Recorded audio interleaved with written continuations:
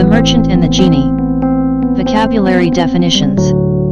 Please check the following words. Merchant, N. A trader or a person who sells and buys something. Necessity, N. Basic things that are needed. Spread, V. Increase, expand or widen. Contacts, N. Communications, relationships with others. Shade, N. A shadow or area of darkness. Shelter, N. Place of safety. Pond, N. Lake or inland sea. Fierce looking, adjective, with cruel or very angry looking. Genie, N. A spirit of Arabian folklore. Shining, adjective, giving out or reflecting bright light. Sword, N. A weapon with a long metal blade. Roar, V. Utter a full or deep cry. Dare, V. Have the courage to do something. Shaky, adjective, have the courage to do something. Merciful, adjective, tolerant or forgiving.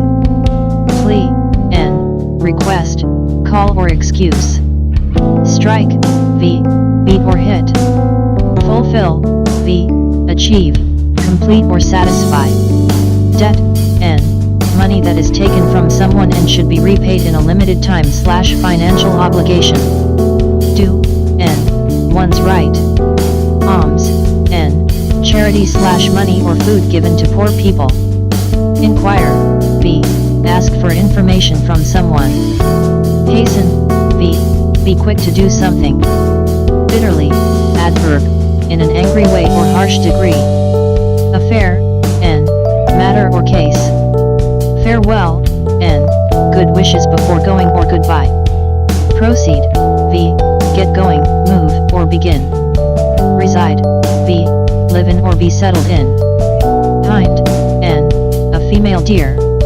Encounter, N. Fight, struggle, or meeting. Wicked, adjective, evil or morally wrong. Thunder, N.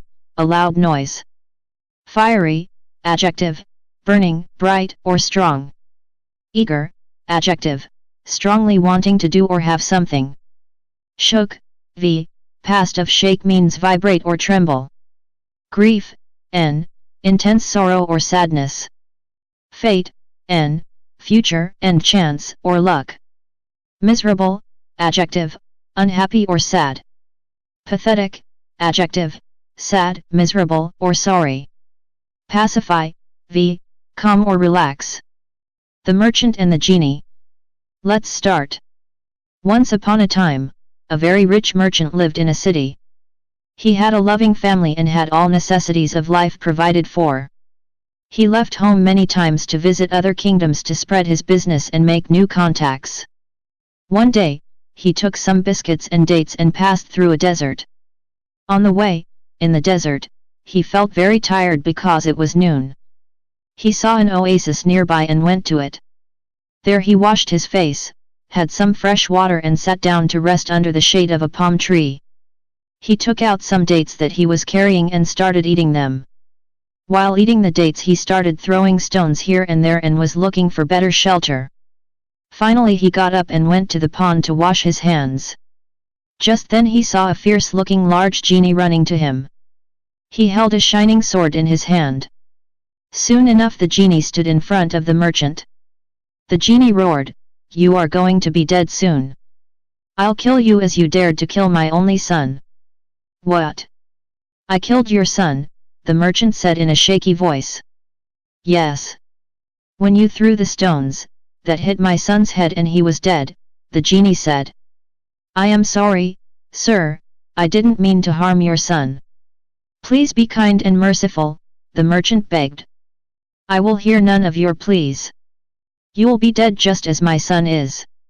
I will kill you right now." With these words, the genie pulled the merchant to the ground. He lifted his hand to strike the merchant.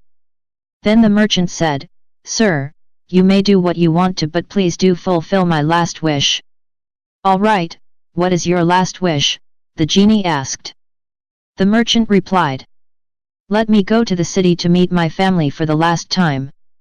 I'll go to the city, clear all my debts and dues, arrange some money for my family's future life and give alms to the poor.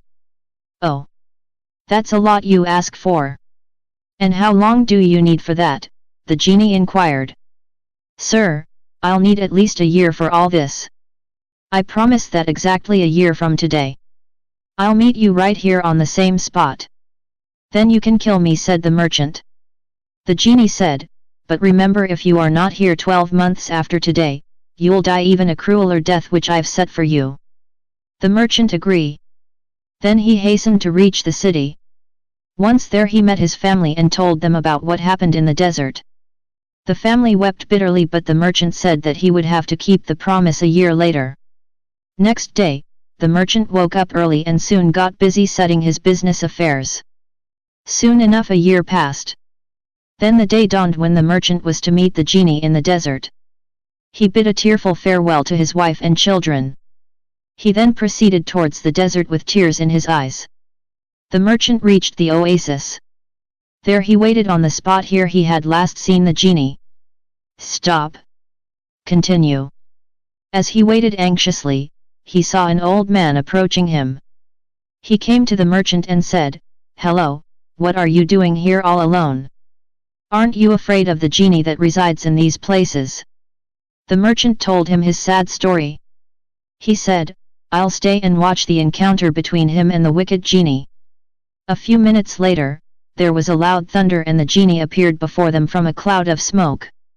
His fiery red eyes and sword in his hand showed how angry and eager he was to kill the merchant. He went to the merchant and threw him to the ground. "So you are here," he roared. "Your time has come at last."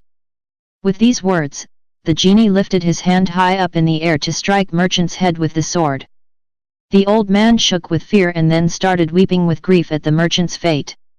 Then he addressed the genie. "Oh, genie, please hear my plea." "What do you want, old man?" the genie asked in an angry voice.